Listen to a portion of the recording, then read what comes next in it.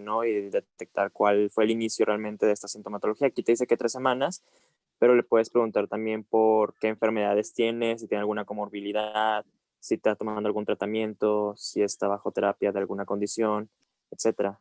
Antecedentes personales que te pueden orientar hacia la causa. Exactamente, o sea, primero aquí nomás tenemos el padecimiento actual, ¿no? Entonces, primero tenemos que hacerle toda la historia clínica para saber, pues, qué es lo que pudo haber provocado esto, ¿no? Ahorita vi que estaban dando clase de gastro o algo así y creo que estaban viendo eso, ¿no? Entonces, pues ya lo tienen muy fresco, ¿no? A ver, entonces, Manuel Alejandro Amosurrutia, ¿qué sigue? En la historia clínica, ¿con qué tienes que empezar? Ay, perdón. Eh, sigue, pues ver ¿cómo se llama? Una inspección general pues, del paciente. No, o sea, en la historia, primero la historia clínica. ¿Qué es lo primero que debes hacer en la historia clínica? ¿Qué es lo primero de la historia clínica? Ah, ok. Sería pues los datos del paciente, O sea, ¿cómo se llama esto? la ficha de identidad. La ficha de identidad o de Ficha de identidad. identificación. Muy bien. Entonces, ¿ahí qué le preguntas en la ficha de identificación? Pues sería pues el nombre, la edad, bueno, pues el sexo, estado civil, mm, ¿qué más? Em, el domicilio Ok. y pues en ciertos casos sí te puede dar pues un número, la ocupación del que trabaja, ¿Qué otra pues cosa? también el tipo de sangre puede Ok. ser. Ujú. ¿Qué otra cosa? Mm, Pues a veces también ahí ponen lo de religión, ¿no? no, sí, a En veces. algunas ocasiones puede ser importante, la mayoría de las veces no, ¿verdad? Entonces, ok, entonces aquí tenemos que es una paciente, ya quedamos que era una mujer de 40 años, es católica, de hemotipo es A positivo, es ama de casa y pues está casada, ¿no? Obviamente pues ni domicilio ni nada de eso, pues lo vamos a poner aquí. Ok, Lisbeth Guadalupe, ¿qué sigue en la historia clínica?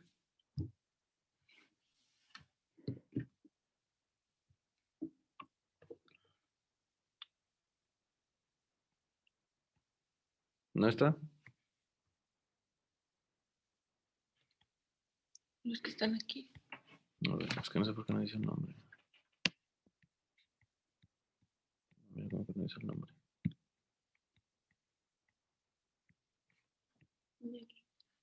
Bueno, Miguel Ángel González, Sí, ¿qué sigue? bueno, después de la ficha entonces sería el padecimiento actual. No, digamos que el padecimiento actual ya te lo dijeron, ¿no? Entonces, ¿qué sigue? O sea, estamos en la historia clínica. Ok, bueno, ese es el orden. Entonces serían los antecedentes personales, no Mm, patológicos. bueno, también, bueno, ¿qué otra cosa? O sea, para llevar un orden así un poquito más, pues, heredofamiliares, ¿no? Primero saber así Ajá, bueno, puras sí. cosas ya, y luego ya te metes a ella, ya como tal a ella. Entonces, ¿qué preguntas en heredofamiliares?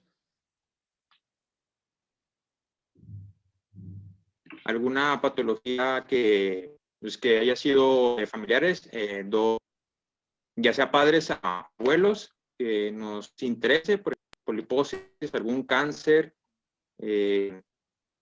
y algún defecto congénito que haya estado relacionado en dos de sus generaciones pasadas? Ok, muy bien. Entonces, preguntas por sus papás, a lo mejor por sus abuelos, por sus hermanos, y si tiene hijos, ¿no? También a ver si tiene algo o alguno de sus hijos. Entonces, en el caso de ella, lo único que nos dice es que su padre murió por un infarto, su mamá tiene hipotiroidismo, sigue viva, tiene hipotiroidismo, ay, cabrón. Tiene 2 hermanos, uno de ellos tiene lupus y el otro aparentemente está sano. Y ella tiene una hija que aparentemente está sana. ¿Sí?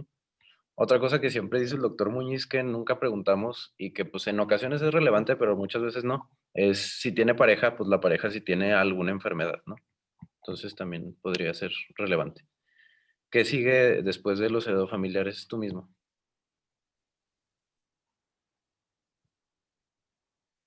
A los no patológicos.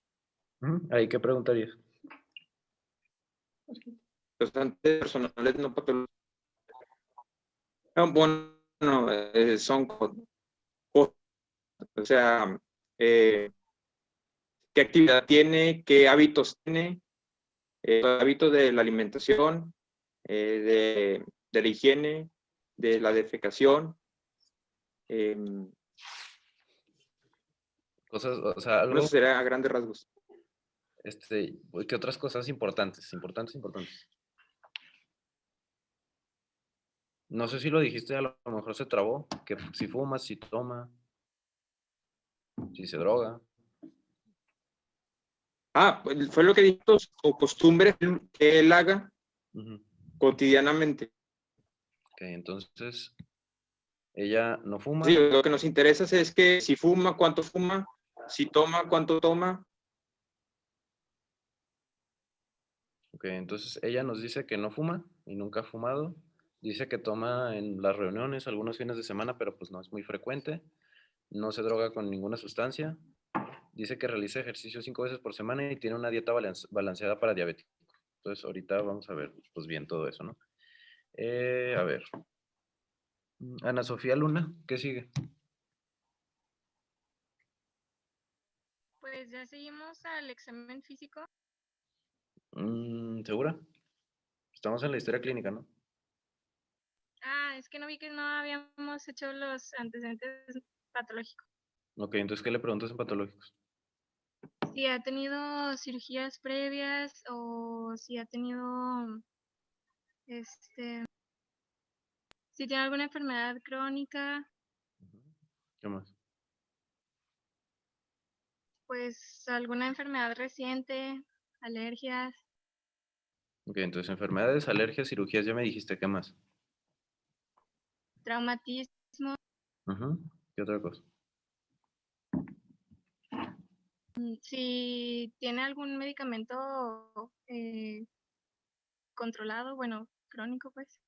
Si toma algún medicamento por algún motivo, ¿no? Incluso si si toman analgésicos de vez en cuando por dolor de cabeza o lo que sea, también se los tienes que preguntar, ¿no?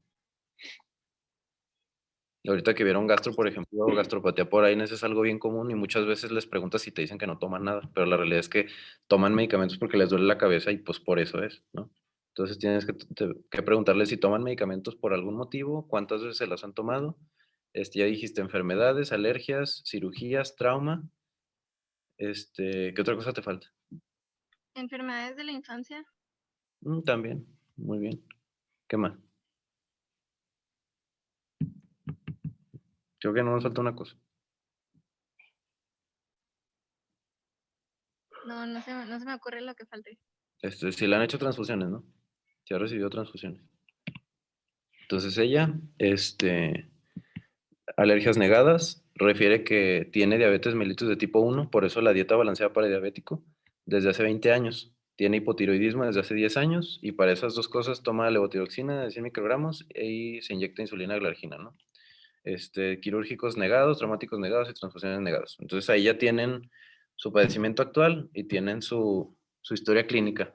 ¿Qué sigue en el abordaje? A ver, Rubén, ¿qué sigue después de que le hiciste la historia clínica completa? Ahora sí, el examen físico. Bueno, antes del examen físico. Interrogatorio, ¿no? Por aparatos y sistemas. Ya para irte para valorarlo ya tú.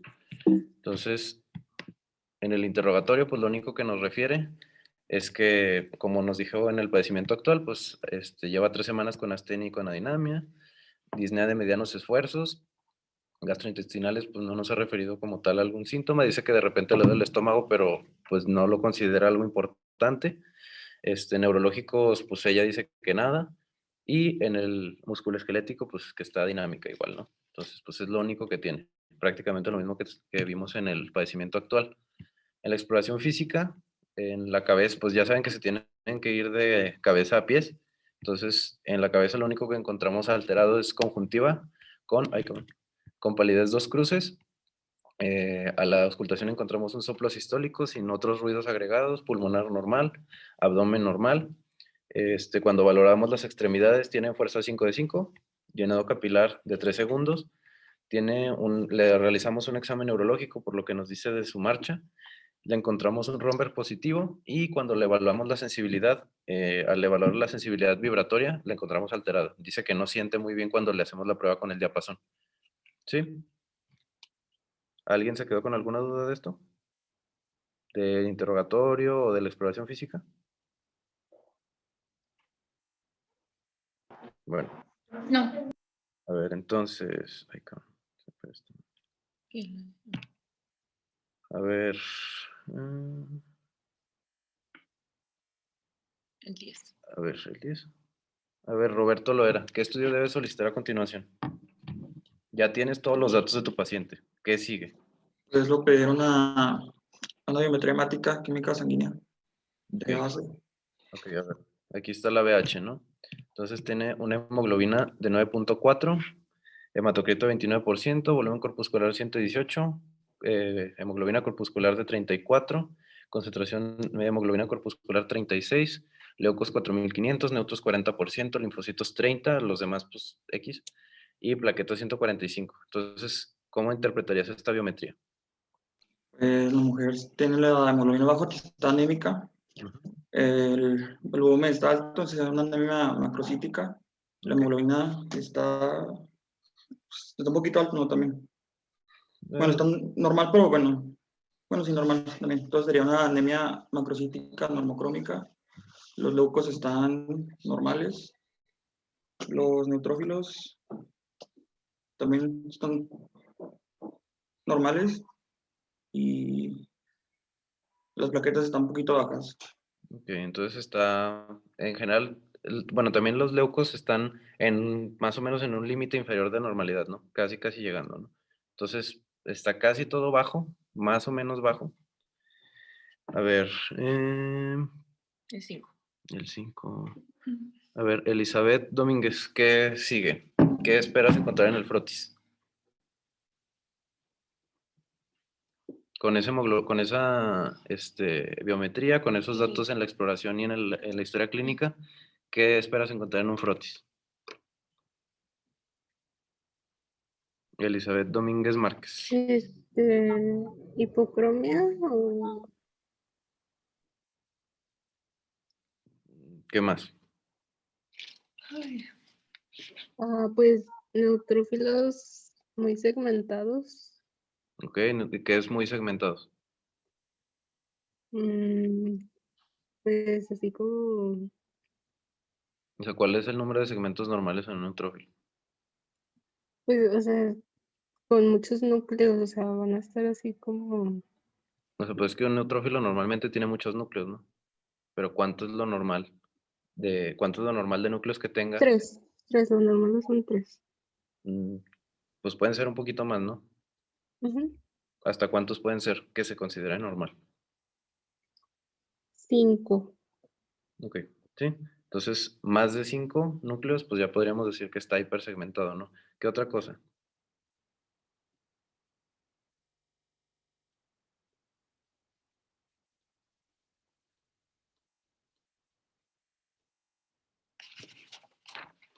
¿Qué otra cosa esperarías ver? Pues macrocitos. Ok, muy bien, sí, macrovalocitos. Entonces es lo que estamos viendo en esta imagen, ¿no? Aquí hay un neutrófilo, sí se ve que tiene un chorro de núcleos. Entonces, pues aquí vemos un neutrófilo hipersegmentado. Células, pues, como por ejemplo esta está un poquito grande, están pues un poquito hipocrómicas, muchas no tienen su palidez central normal. Entonces, más o menos así esperaríamos encontrar el frotis de esta persona. Entonces, a ver, Génesis. ¿Qué estudio debería solicitar en un paciente que tenga estas características y que tenga más de 65 años? De estudios complementarios, ¿verdad? Sí. O sea, específicamente en alguien con esa edad. ¿Y por qué? Relacionado a la patología, pues, o no sé si se refiere por ejemplo, un electrocardiograma por la edad, pero no sé si te refieres específicamente yéndonos a la patología o a eso. Mira, ¿tienes un viejito que te llega con datos así de anemia? Mm, Le haces una BH y tienes una anemia macrocítica. mm. A lo mejor no tienes este frotis, pero es un viejito con anemia macrocítica. ¿Qué estudio le tienes que hacer y por qué? ¿Por qué razón? Pues ahondar más como que en los niveles de, por ejemplo, de vitamina B12 y ácido fólico. No. Es que en un viejito, específicamente en un viejito, tienes que valorarle algo por algo específicamente de los viejitos. Bueno, no de los, bueno, que debería sospechar en alguien de esa edad. Pues anemia perniciosa. Bueno, no tanto. Algo más, a ver, creo que alguien levantó la mano. ¿Quién levantó la mano? ¿O fue sin querer? ¿Dónde? No, Creo que nadie la levantó. A ver. Mm, A ver tú, Mauricio, ¿sabes por qué? Mauricio Cárdenas. No sé si sea, pero había leído que se les hacía una endoscopía o una biopsia gástrica. Mm, No, o sea, en un viejito con anemia macrocítica siempre les tienes que estudiar algo porque tienen riesgo de una enfermedad. ¿Es lo de síndrome mielodisplásico? Ándale, ¿sí? A todos los viejitos que tengan una anemia macrocítica les tienes que hacer una médula porque tienen riesgo de tener un síndrome mielodisplásico. Sí, muy bien. Nada más que en ellos los frotis se ven diferentes, ¿sí? En lugar de estar hipersegmentados, los neutrófilos están hiposegmentados. Sí, por eso les decía que el frotis no es igual. Entonces, si en todos los viejitos que tengan una anemia macrocítica se les tiene que pedir médula siempre, por esa razón. ¿Sí? A ver, ¿qué sigue? A la madre. Se me olvidó ponerle efecto aquí. A ver, ¿qué estudio deben de pedirle ahora que ya tienes estos datos, ahora que ya tienen todos estos datos, el frotis, la BH y los datos clínicos? Esteban Herrera, ¿qué estudios le tienes que pedir? Pues los niveles de la vitamina y del folato, ¿no? Del ácido fólico. Ok, muy bien. Nada más, espera, lo dejo de compartir porque se me olvidó ponerle el efecto este.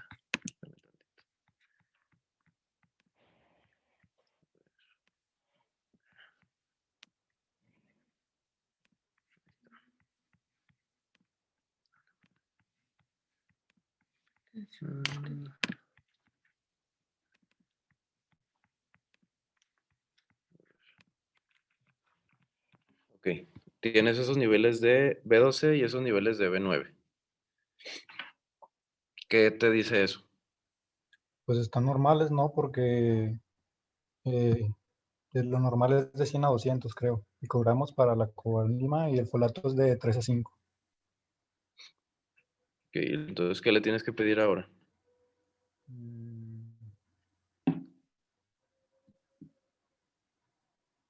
La saturación de la proteína transportadora, ¿no? Creo que los dos están medio bajitos. El folato está de que en el mero límite. Entonces, ¿qué les tienes que pedir? Pues un examen de los metabolitos de ellos, de esos, como la homocisteína o... Sí, Ok, entonces, a ver. Tienes estos datos. Tienes ácido metilmalónico de 300, esa madre, y homocisteína de 20. ¿Qué te dice ese estudio? Bueno, ¿qué te dicen esos estudios? pues que están aumentados, ¿no? O sea, por ejemplo, la homocisteína está muy aumentada, Que de homocisteína tiene 20. ¿Eso qué te dice? que hay un defecto de la vitamina B12 y del folato. Bueno, hay un defecto en el metabolismo de la homocisteína. Quiere decir que hay o el folato o la B12 no están funcionando bien. Ok, sí, porque la homocisteína se afecta en las dos, ¿sí? Porque las dos forman parte de la vía metabólica de la homocisteína. Entonces, tener homocisteína elevada, pues realmente no te dice nada, no, nomás te dice que alguna de las dos o las dos están alteradas. Entonces, ya pues lo más específico sería el metilmalónico, que puede ser en orina o puede ser sérico. Entonces, en este caso, como lo ves ahí, ¿qué te dice? Pues que está aumentado y quiere decir que hay un trastorno del metabolismo de la... no me acuerdo si es de la B12, creo que de la B12, ¿no? Alguien que me pueda decir de qué está, o sea, cuál es el metabolito que está alterado y por qué. O sea, ¿por qué es la B9 o por qué es la B12? Es B12 porque la B12 ayuda para la transformación del ácido metilmalónico a succinil-CoA. Entonces, como no está, pues se eleva. Perfecto. Sí, entonces, del metilmalónico-coenzima a la succinil-coenzima, pues ahí se tiene que meter la B12, ¿no? Entonces, como está alterado, este metabolismo del ácido metilmalónico pues va a estar elevado. Sí, entonces aquí, pues ya viendo todos los datos, viendo el frotis, viendo la BH, pues lo más probable es que sea una deficiencia de B12. Viendo las características de la paciente, a ver, tú mismo, Daniel Arellano, ¿qué piensas que tiene esta paciente? ¿Por qué tiene deficiencia de vitamina B12? Creo que por ahí, dentro de los antecedentes de la paciente, decía que tenía diabetes mellitus tipo 1, creo. Y Ajá. Entonces, no sé si estoy en lo correcto, pero yo me iría por un trastorno autoinmunitario. Muy bien. Sí, muy probablemente tenga algún trastorno autoinmunitario, una gastritis tipo A, perniciosa, puede ser. Entonces sí, entonces ahí, muy probablemente ahí tengamos nuestro diagnóstico. Entonces, a ver. A ver, Ricardo Gallegos, ¿qué deberías cuidar en este paciente por su tipo de enfermedad? Ya teniendo en cuenta todo lo que acabamos de decir. No podremos tener en cuenta primero la alimentación del paciente, por eso porque tiene diabetes, y también en cuanto al tratamiento, pues tendría que administrarse vitamina B12 de intramuscular y pues también tratar como la causa que esté ayudando o que esté detrás, o sea, subyacente de la enfermedad. En este caso, como Daniel dijo, probablemente sea originaria de la diabetes, entonces tendríamos que controlar también la cuestión esa de los síntomas por la diabetes. Pero ¿qué otra cosa? En este paciente específicamente, por el tipo que muy seguramente tiene, ¿qué es lo que le está provocando esta anemia? ¿Qué es lo que le tienes que cuidar?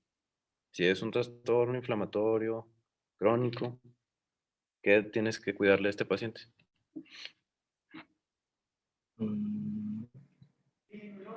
¿No serían los niveles de hierro por el estado proinflamatorio que por aumento de la epsilina va a provocar depresión? Sería más a largo plazo, o sea, algo más a largo plazo que le tenemos que estar cuidando a un paciente de estas características. Cáncer. Cáncer, sí, muy bien. ¿Quién dijo?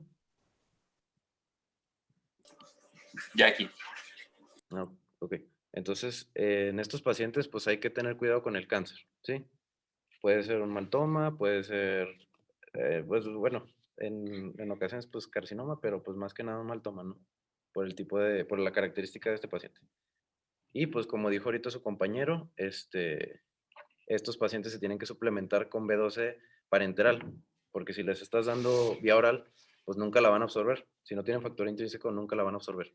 Entonces ahora sí, vamos a ver la clase. A ver, ¿dijiste que la vez pasada de quién? ¿De qué Mónica, del... entonces sí, de del este salón, ¿no? A ver, Kenia Medrano.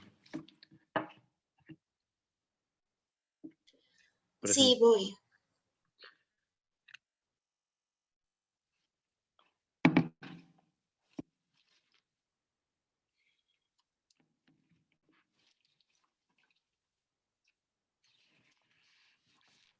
¿Alguien del salón me puede ayudar a proyectar, por favor?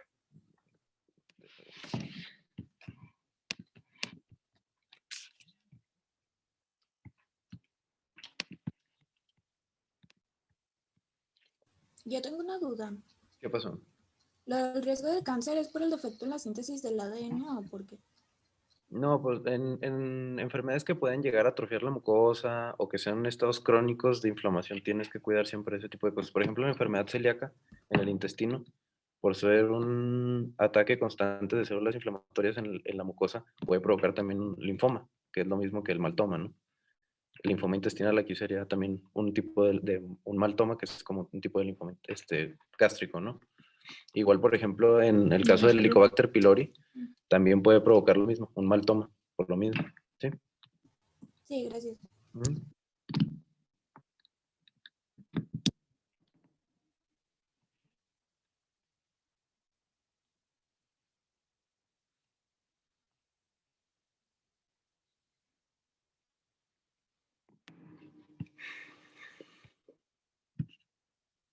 A ver. Bueno, hoy vamos a hablar sobre lo que es la anemia por deficiencia de vitamina B12. ¿Le cambias, por favor?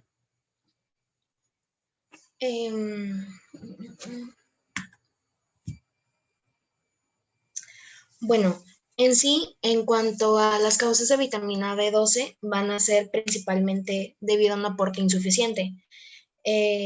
Esto generalmente se da en personas veganas que son de una alimentación un poquito más rigurosa. Como ya lo hemos visto clases antes, habíamos dicho que pues las personas que no comen carne tienen una mayor deficiencia debido a que es un poquito más difícil de absorber por el organismo.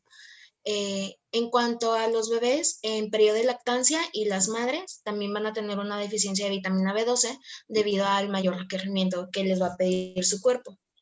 Además, también vamos a tener la mala absorción de parte gástrica y de parte intestinal. En cuanto a la gástrica, vamos a tener por anemia perniciosa. Esta generalmente se va a encontrar en niños tipo 1 y esto se va a deber a un déficit congénito. Principalmente esto es por un factor intrínseco. Además de la intestinal, que vamos a tener una anemia igual perniciosa, pero en este tipo va a ser el 2. Y esto se debe a una enfermedad llamada Grace-Bach. Y generalmente esto va a ser de carácter tropical y va a ser crónico. Además, se van a encontrar otros síndromes como lo son el Södringer-Ellingsen, no sé cómo se pronuncia. Y también vamos a tener deficiencias debido a la utilización celular de carácter defectuoso. Aquí igual va a ser un déficit congénito de la TC2 y una exposición al óxido nitroso. ¿Le das, por favor? Aquí también es importante preguntarle al paciente si tiene ya conocido un síndrome de lo que es el intestino corto o si ha pasado por alguna intervención quirúrgica gástrica, en este caso las derivaciones. ¿Le das, por favor? Yo ahí tenía una duda, perdón por interrumpir. Bueno, en el caso que presentó ahorita Mario, no podría ser la causa la insuficiencia pancreática porque tenía diabetes. ¿Cómo? No entendí tu duda. O sea, es que era... Bueno, el diagnóstico al final fue anemia por deficiencia de vitamina B12, ¿no? Ajá, pero autoinmune, porque tenía diabetes tipo 1. Ok. ¿Y no se le puede relacionar insuficiencia pancreática? Bueno, pues en sí la diabetes tipo 1, ¿cuál es la patogenia? La resistencia a la insulina. ¿O esa es la 2? Es que me confundo. La 2 es la de la resistencia a la insulina. La tipo 1 es la autoinmune. Ah, ok. Sí. Ok, perdón, es que me confundí. No, no te apures.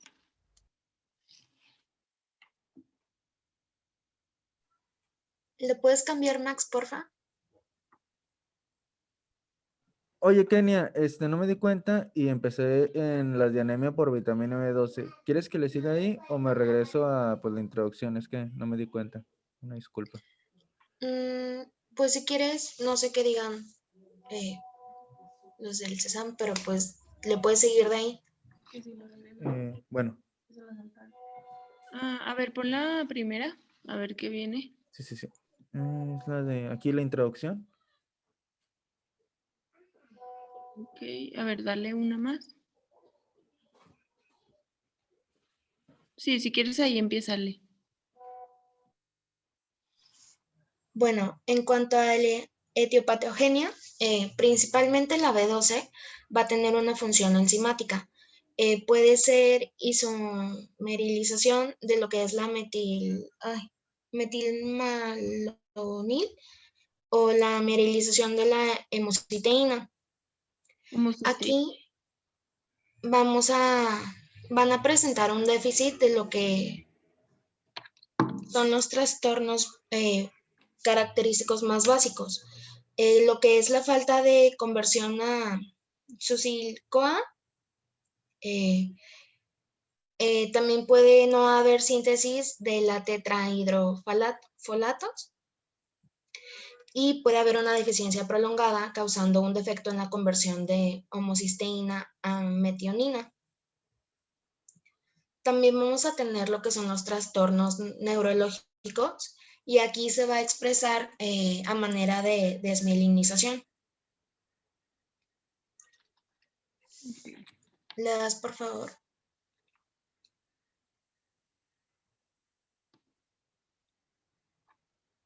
Eso también ya lo mencioné.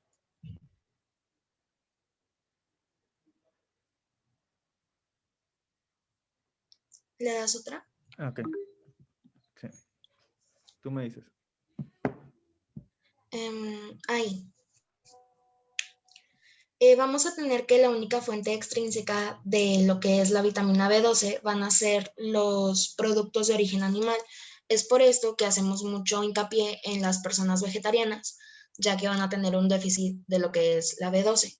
En cuanto a lo que necesita el cuerpo humano en un día, va a ser de 1 a 2 microgramos. Y en total nosotros vamos a tener un contenido de vitamina B12 de aproximadamente de 2 a 3 miligramos. En cuanto a la dieta, se recomienda que el aporte nutricional sea desde 5 a 30 microgramos y se complemente con ácido fólico, ya puede ser en pastillas o a través de los alimentos, pero pues una vez nos mencionaron en Embrio que era muy recomendable que tomáramos ácido fólico pues para la mayor retención, sobre todo información. En cuanto a los productos de origen animal, va a ser principalmente la carne y las verduras que contengan vitamina B12, pues sí nos van a ser útiles, pero es un poquito más difícil para el cuerpo de procesarla. En cuanto a la absorción, en la B12 va a ser principalmente en el ilion, mientras que el ácido fólico va a ser principalmente en duodeno y yeyuno. El mecanismo de absorción en la vitamina B12 va a ser un poco más fácil para el cuerpo, ya que va a ser la unión en cuanto al factor extrínseco, mientras que el ácido fólico se tiene que convertir a metiltetrahidrofolato. ¿Le das, Max?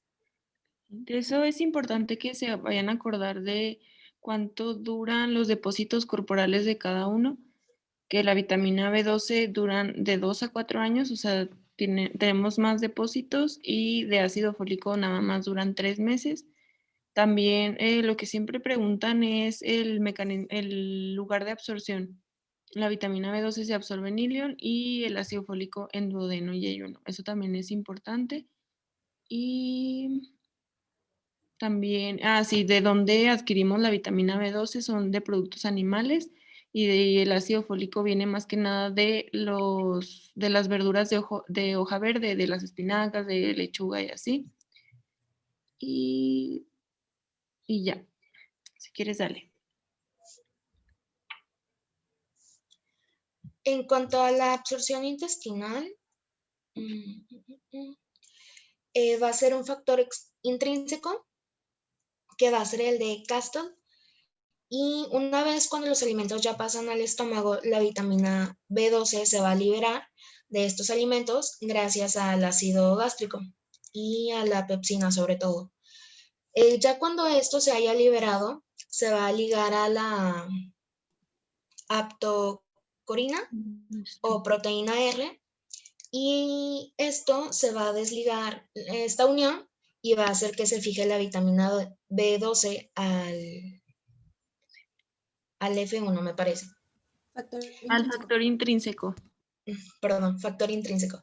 Ya cada molécula del factor intrínseco va a tener 2 moléculas de vitamina B12. Y este complejo de factor intrínseco y vitamina B12 va a llegar hasta el ilion terminal y aquí es donde entra el receptor de cubilina.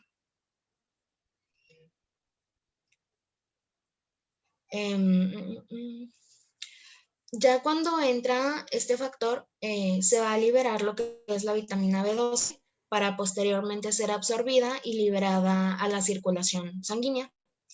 Además, se va a unir a la proteína TC2 y la va a transportar hacia el hígado y médula ósea, además de otros tejidos. Se cambió de diapositiva, ¿no?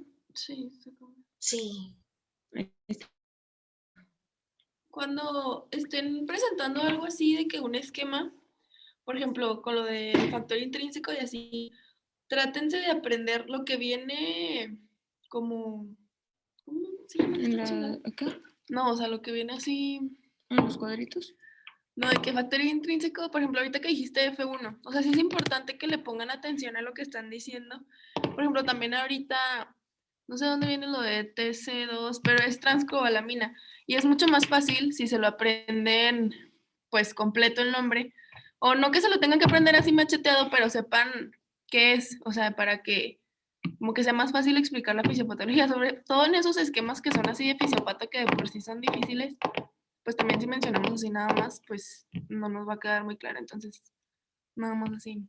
O sea, la transcobalamina 2 que mencionaste ahorita es la principal proteína de transporte de la B12, por eso es importante. Entonces ya, si quieres seguirle.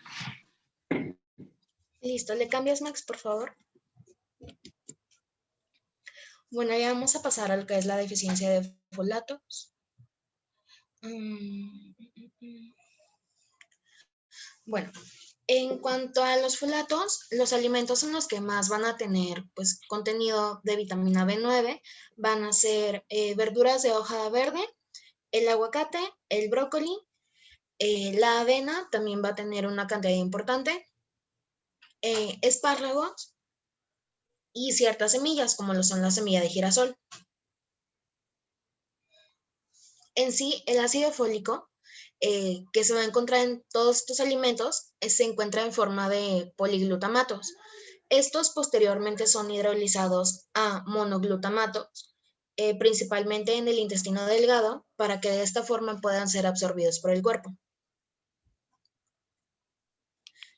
Cabe recalcar que una persona que consume alcohol regularmente va a tener una deficiencia de folatos debido a que el alcohol va a disminuir la absorción de este, mientras que la persona que consume una mayor cantidad de vitamina C va a tener una absorción mucho más fácil, ya que esto facilita que se absorba.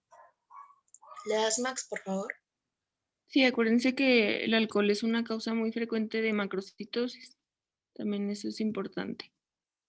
Y lo del factor intrínseco también, porque hay un tipo de anemia que déficit de factor intrínseco, que es la anemia perniciosa, que da déficit de vitamina B12.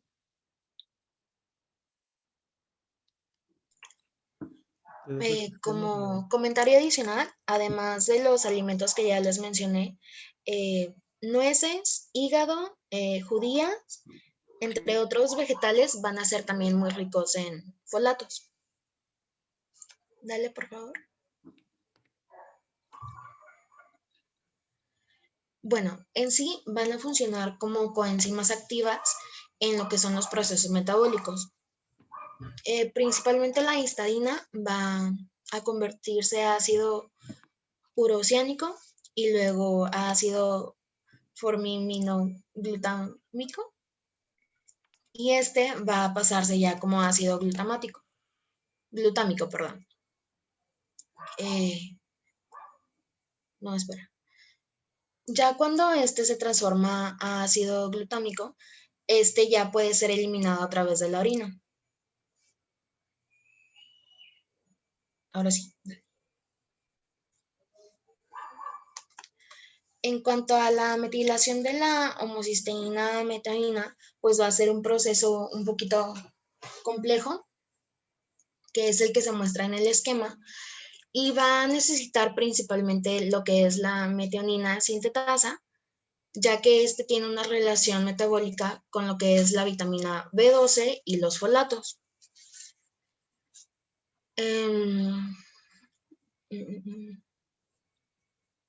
Bueno, aquí ya vemos todo el proceso. ¿Algo que quieras agregar, Olga? No, si quieres, dale. ¿Le das, Max, por favor? Bueno, ya pasando en sí a los folatos, lo que una persona normal en buen estado de salud va a necesitar van a ser 100 microgramos, mientras que las embarazadas o los bebés lactantes que están en periodo de crecimiento va a aumentar su requerimiento hasta 400 microgramos.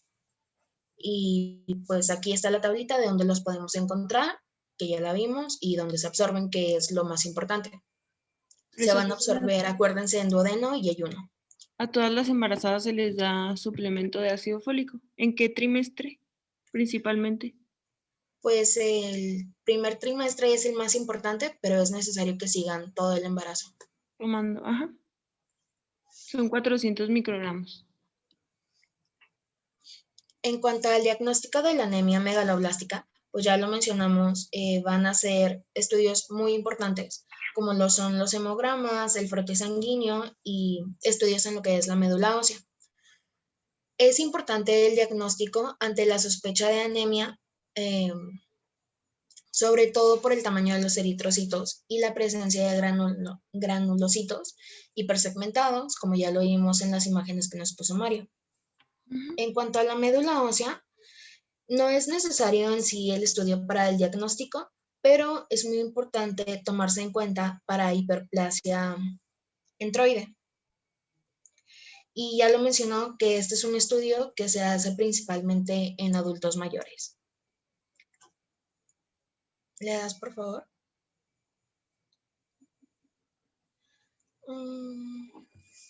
En cuanto al hemograma, bueno, este se va a hacer ante sospecha de anemia macrocítica normocrómica, desde moderada hasta leve, y nosotros vamos a buscar una hemoglobina con un déficit. Generalmente van a ser menor a 5 gramos sobre decilitro y un volumen corpuscular medio mayor a 120 femtolitros.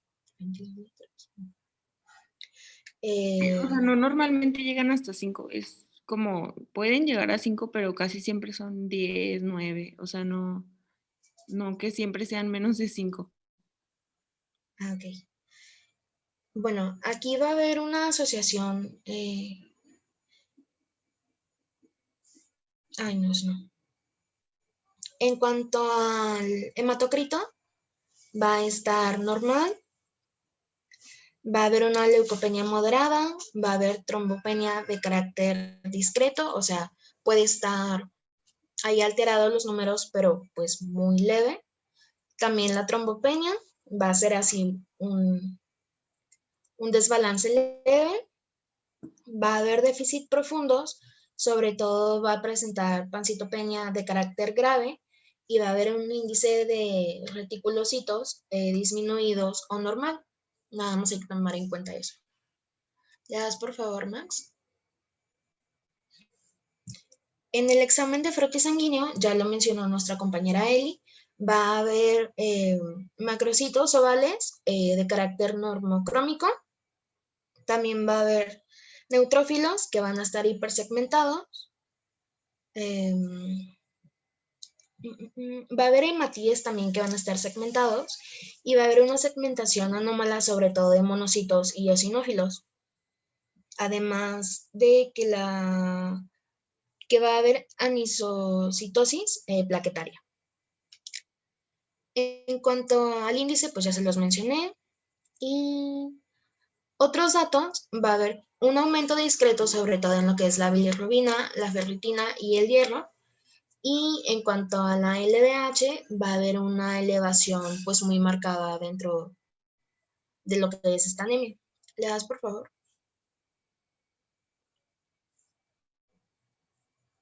En cuanto a las pruebas para determinar la etiología, vamos a buscar nosotros el nivel de vitamina B12 y de folato en suero. Normalmente, el nivel de vitamina B12 en suero va a ser menor a 100 picogramos sobre mililitro. Y esto va a establecer si hay un nivel de deficiencia de vitamina B12. Mientras que el folato sérico va a ser menor a 3 microgramos sobre mililitro. Y cuando estos se encuentran alteradas, se va a definir como una deficiencia combinada. ¿Le das, por favor? Ay, espera. Bueno, también vamos a tener el test de Chilin. Y este va a ser útil, pero actualmente ya está en desuso porque pues es algo bastante complejo. En sí va a consistir que al paciente se le va a administrar una dosis oral de vitamina B12 y esta va a estar marcada con un radioisótopo. Después de que el paciente lo haya ingerido, nosotros vamos a seguir este esquema.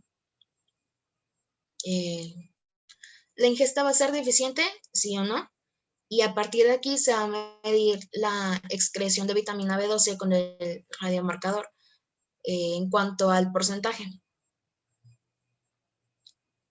Ahí es que... ¿Alguien que haya como estudiado ese test que lo pueda explicar? Ya lo estudié. Ok. A ver, ¿quién dijo? ¿Yo? Ajá, a ver, ¿lo puedes explicar, por favor? Es que eso es importante para determinar más que nada la causa. O sea, ya no se usa, pero está bien para aprenderse como la fisiopato de la deficiencia de vitamina B12. Bueno, según yo primero les dabas una administración de B12 intramuscular y Ajá. esta era para que se saturaran todos los transcobalaminas, las proteínas transportadores en la sangre y bueno, para que se saturaran todas. Y después se daba una administración que iba a estar marcada con un radioisótopo por vía oral. Y luego ya se iba a valorar de estos que estaban radiomarcados, cuántos eliminaban por la orina. Si era un porcentaje mayor a 7, pues podía suponer que había habido una absorción correcta y por lo tanto la deficiencia había sido únicamente por un aporte insuficiente. Y luego si la eliminación en la orina era menor a 5%, hacías una segunda prueba en la que ahora le administrabas la misma dosis por vía oral, pero ahora con factor intrínseco. Igual si la eliminación en la orina ahora volvía a aumentar, era porque la única razón por la que no se estaba percibiendo era por una anemia perniciosa por la ausencia de factor intrínseco. Y si la eliminación era menor a 5, ya se consideran otras cosas como darle antibióticos para ver si era por un sobrecrecimiento bacteriano o también darle lipasa para ver si era por insuficiencia pancreática. Y ya. Ok, muy bien. ¿Sí quedó claro ese diagrama? Sí, bueno.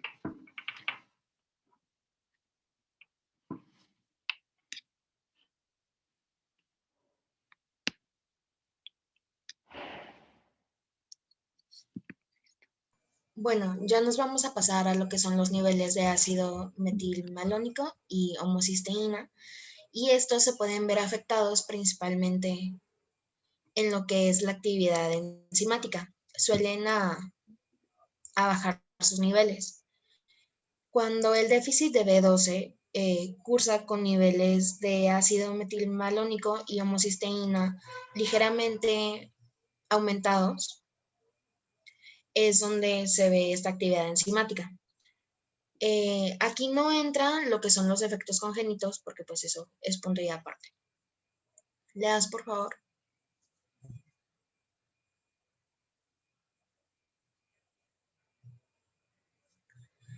Vamos a tener lo que es la anemia por deficiencia de vitamina B12. Esto, ya, dale.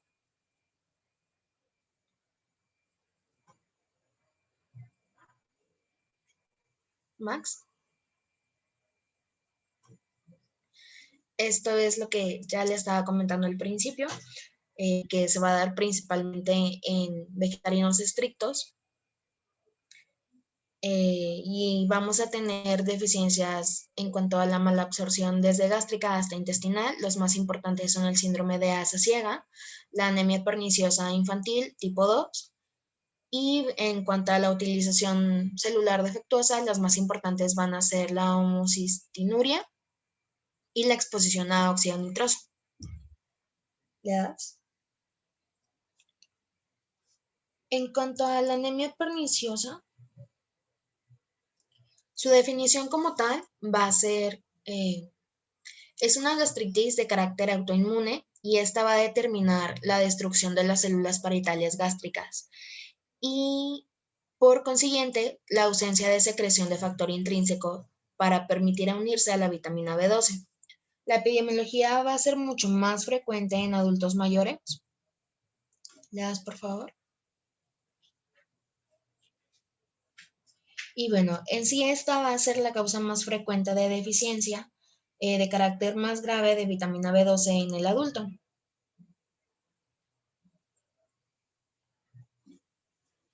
En cuanto a la clínica, van a ser principalmente síntomas de mala absorción y síntomas neurológicos.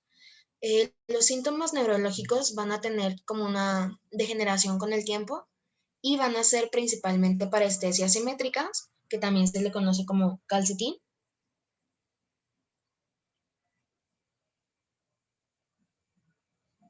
No, espera, todavía no le cambies. Se le conoce como calcetín porque esta neuropatía va a ser periférica, también va a ser progresiva. Los pacientes van a tener inestabilidad de la marcha, ataxia, trastornos de la sensibilidad, sobre todo propioceptiva, espástica e hiperreflexiva. Hiperreflexia, perdón. Además de pérdida de memoria, atrofia óptica, algunos pacientes llegan a presentar anosmia, también depresión, irritabilidad y manías o paranoias. Generalmente a esto se le conoce como locura megaloblástica. ¿Te das? Es importante recordar que esta es una afección principalmente de adultos mayores. Entonces, esto va a hacer que tenga una mayor probabilidad a fracturas de cadera y aplanamiento de vértebras. En cuanto al diagnóstico de laboratorio, vamos a tomar en cuenta ciertos valores, como son el volumen corpuscular medio, este va a ser mayor a 100 femtolitros. La eosinopenia, van a haber presencias de macrocitos, ovalocitosis, aumento de la LDH, aumento en la bilirrubina indirecta y descenso de la aptoglobina. Esto se va a deber a que hay una hemólisis intramedular. Además de que la vitamina B12 va a ser menor a 100 picogramos sobre mililitro. Y los niveles plasmáticos de ácido metilmalicílico y homocisteína van a estar elevados en el 98% de los casos. Además de que esto se considera como el biomarcador como de preferencia. ¿Le das, por favor? Si quieres, ya nos quedamos ahí. Nada más un comentario. ¿Para qué le sirve dar ácido fólico a las embarazadas? Sí lo mencionaste así vagamente, pero eso sí es importante que lo tengan. Para evitar los efectos del tubo neural. ¿Y a partir de cuándo se recomienda a una paciente que quiere quedar embarazada? O sea, obviamente ya después, a ver, muchas pacientes que llegan ya embarazadas y pues ya X, ¿no? Pero a las que quieren quedar embarazadas, ¿cuántas semanas antes del embarazo se recomienda que empiecen con ácido fólico?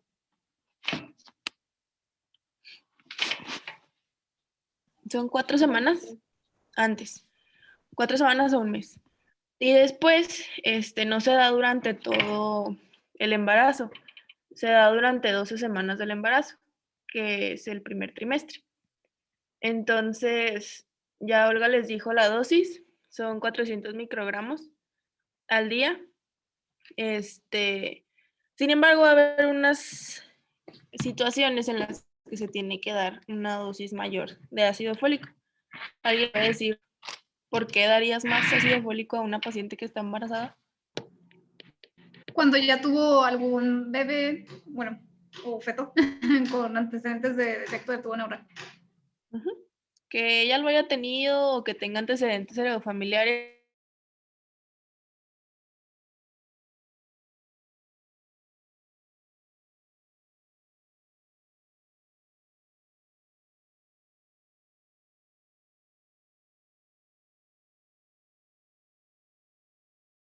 Gracias. Gracias. Amén.